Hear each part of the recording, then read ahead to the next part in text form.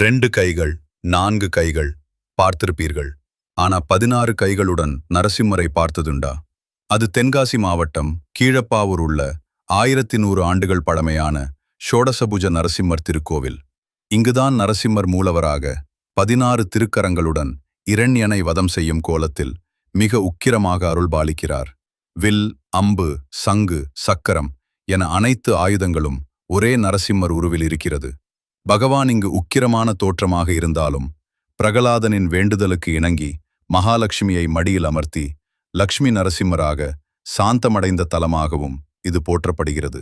இது ருண விமோச்சன தலமாக கடன் தொல்லைகள், தீராத நோய்கள் மற்றும் எதிரி பயம் நீங்க இக்கோயிலுக்கு வந்து வழிபடுவது மிகவும் சிறப்பு வாய்ந்ததாக கருதப்படுகிறது.